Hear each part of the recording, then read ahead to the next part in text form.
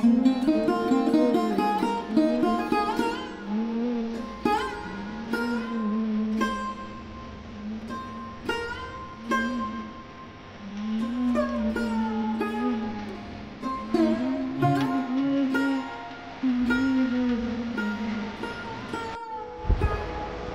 Friends, तुम्हाला सगळ्यांना नवरात्रीच्या खूप खूप शुभेच्छा माझ्याकडून।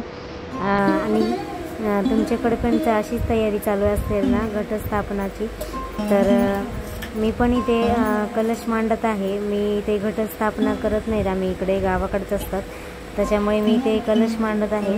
तर मी ते नारळ घेतलेला आहे, जे मी त्याची शेंडी वरच्या साईडला असावी, आणि इथे मी हळदीचा मळवट भरवत आहे, ज्याचं आपल्याला देवीचं स्वरूप दिसावं म्हणून मी ते हळदीचा मळवट आणि कुंकू लावत आहे। त्यानंतर मी दरवर्षी त्याला मुखवट वगैरे बाजारात भेटतात, तसं मी ते मुखवट आणून ते लावत असते नारळाला, आणि कलश स्थापना करत असते, जेणेकरून 9 दिवस मी कलशाचीच पूजा करत असते। आणि 9 दिवसाचा दिवा असतो माझ्याकडे, तर ते 9 दिवस मी रात्रंदिवस दिवा ठेवत असते नवरात्रीमध्ये। तर मी ते जे काय आहे ते एक्स्ट्राचे म्हणजे खराब झाले ते नारळाचं व्यवस्थित काढत होते, आणि इथे त्याचे मुकुट वगैरे बांधून घेत होते, पण ते मला काही जमत नव्हतं, त्याच्यामुळे मी शौरीची पप्पाची मदत घेतली आणि त्यांच्याकडून ते बांधून घेतलं।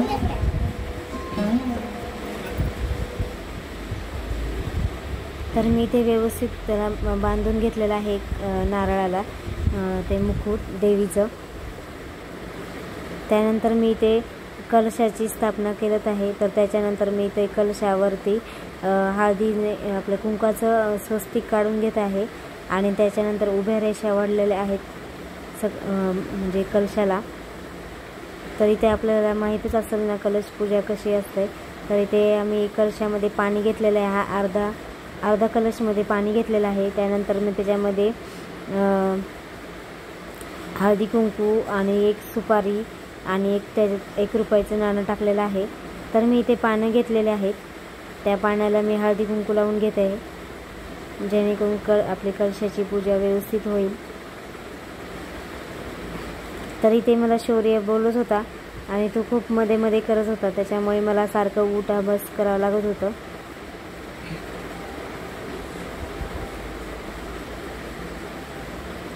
तरी मी ते पानाला वगैरे हळदी कुंकू लावून घेत आहे। आपल्याला हा कलश 9 दिवस हलवायचा नसतो, त्यामुळे मी व्यवस्थित ते पानं लावून घेत होते, कारण जेणेकरून ते पानं 9 दिवस असं सुकणार नाही आहेत, त्याच्यामुळे ते पाण्यात बुडवून ठेवत होते। अर्धा तांब्या घेतला होता मी कलशाचा, आणि त्याच्यामध्ये हळदी कुंकू वगैरे सगळं टाकलं होतं। आता हा कलश तयार झालेला आहे माझा।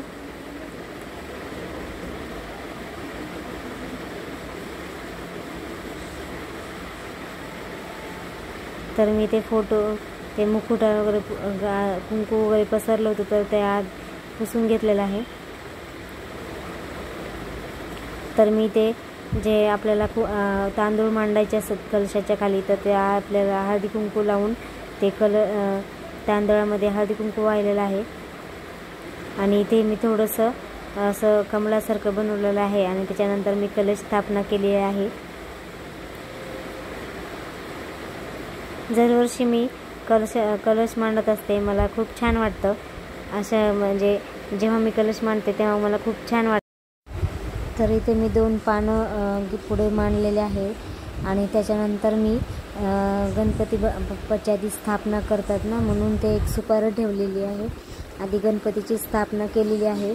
आणि नंतर मग मी ही मूर्ती आहे कोल्हापूरची महालक्ष्मी, मग तिथे हळदी कुंकू वाहून तिची देवी पण ची स्थापना केलेली आहे।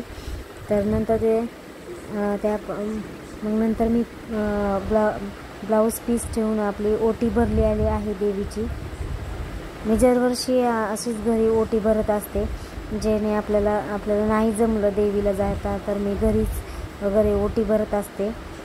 जर जमलं तर मी मंदिरात जाऊन पण ओटी भरते, पण शक्य तेवढं ते घरीच मी पूजा करत असते। दरवर्षी मी अशीच पूजा करत असते, जेणेकरून 9 दिवस खूप प्रसन्न वाटेल, आणि आपल्याला नवरात्रीचं पण पूजा करायला पण असे छान वाटेल आपल्याला। तर इथे मी पान सुपारी म्हणजे पानावरती हळदी कुंकू वाहिलेलं आहे. त्याच्यावर हळकुंड, खोबरं आणि खारीक, बदाम असं वगैरे ठेवलं होतं.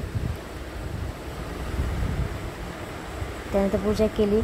तर मी इथे मला मध्ये उठावं लागत होतं, कारण मला असं वाटत होतं की शौर्य कुठं कॅमेरा बंद करतो की. आणि इथे मी दागिने घालत आहे एक एक करून. तर शौर्य सांगत होता मला की पहिला हा दागिना घालायचा, ते दागिना घालायचा. तो मध्ये मध्ये करत होता. तर मी इथे सगळे देवीचे दागिने घालत आहे. हा आहे लक्ष्मी हार. मला खूप आवडतो. ह्याच्यामध्ये लक्ष्मीचं म्हणजे लक्ष्मीचं हे आहे, त्याच्यात म्हणजे छापलेलं असं असतं ना, ते लक्ष्मी आहे. नंतर इथे मी देवीचं मंगळसूत्र पण घालत आहे. जेव्हा मी हे कलश सजवत होते तेव्हा खूप छान दिसत होता ते. हे मंगळसूत्र जरा व्यवस्थित बसत नव्हतं, त्यामुळे मी मागून गाठ बांधलेली आहे आणि ते मंगळसूत्र थोडंसं वरती केलेलं आहे.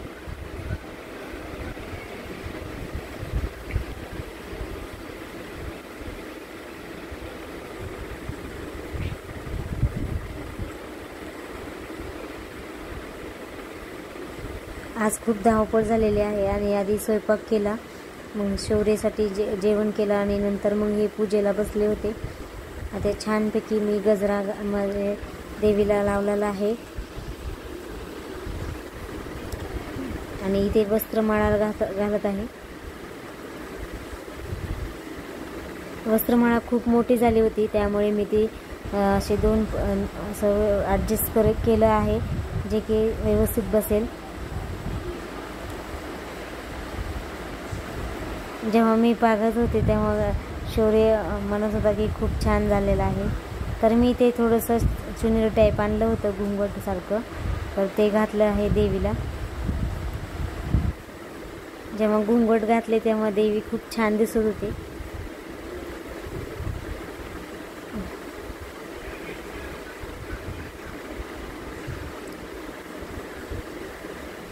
तर इथे आहे 9 दिवसाचा हा दिवा. तर इथे मी तेल वगैरे घातलं होतं, त्याची वात तयार करून मग मला तर 9 दिवसाची दिवा आपल्याला कायम असं राहायला पाहिजे रात्रंदिवस, त्यामुळे मी इथे सगळ्यात मोठी वात लावलेली आहे. तर ते वात व्यवस्थित करून मी दिव्यात घालत होते, जेणेकरून आपला दिवा 9 दिवस असंच व्यवस्थित पेटत राहील. त्याच्यामुळे मी हातावरच ते वात मोठी बनवली आणि ते दिव्याला लावली.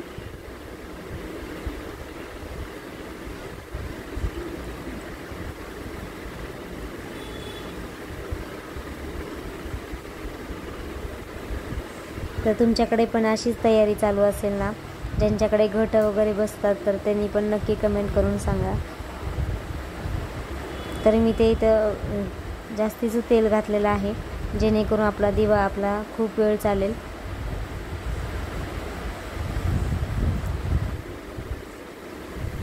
तर मी आधी तिथे दिव्यापाशी आपले आधी खाली तांदूळ टाकले. त्याच्यानंतर मी त्याच्यावर हळदी कुंकू वाहिले आणि नंतर ते दिवा ठेवला. त्या पाटावरती छोटा पाट आहे, त्याच्यावरती मी दिवा ठेवलेला आहे. त्यानंतर मी दिव्याला पण हळदी कुंकू वाहिलेले आहे. दिव्याची पण आज खूप महत्त्व आहे. 9 दिवस आपल्याला दिवा पेटवायचा असतो, त्याच्यामुळे ते हळदी कुंकू पण शुभ असतं. तर तिथे मी दिव्याला हळदी कुंकू लावून घेतलेला आहे. तर मी आता हा 9 दिवसाचा दिवा पेटवत आहे.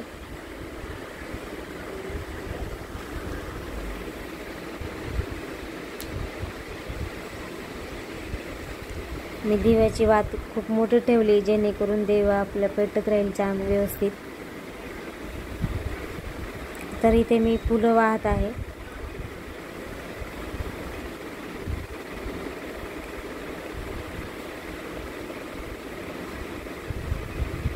तुम्ही बघू शकता माझी नवरात्रीची पूजा कशी झालेली आहे, नक्की सांगा कमेंट करून.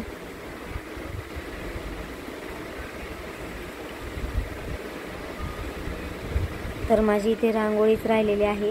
रांगोळी काढून मी नंतर देवीची आरती करेल।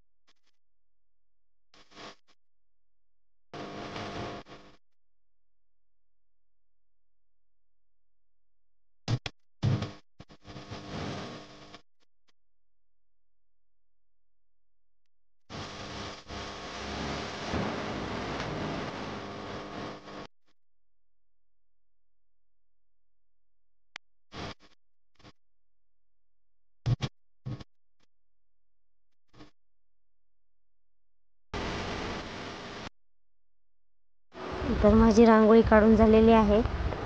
तर इथे मी देवीचं जे स्त्रीयंत्र असतं ना ते माझ्याकडे आहे स्त्रीयंत्र। तर मी त्याचं कुंकुमार्चन करत असते। त्यासाठी मी 16 वेळेस मंत्र म्हणत असते देवीचं, आणि ते देवीचं मंत्र म्हणतच मी ते स्त्रीयंत्रावर कुंकुमार्चन करते। तर मी इथे 9 दिवस आता कुंकुमार्चन करणार आहे। तर कुंकुमार्चन करताना 16 वेळेस देवीचं मंत्र म्हणतात। मला वाटते तुम्हाला बऱ्याच जणांना माहिती असेल की स्त्रीयंत्राची पूजा कशी करायची। तर मी ते मला बराच वेळ लागत असतो, तर मी ते थोडंसं शॉर्टमध्ये दाखवले तुम्हाला। तर स्त्रीयंत्राची पूजा करायला मला कमीत कमी 15 ते 20 मिनटं लागतं। तर इथे माझी स्त्रीयंत्राची पूजा करून झालेली आहे। त्यानंतर मी उदबत्ती ओवाळते आणि आरतीची तयारी करते।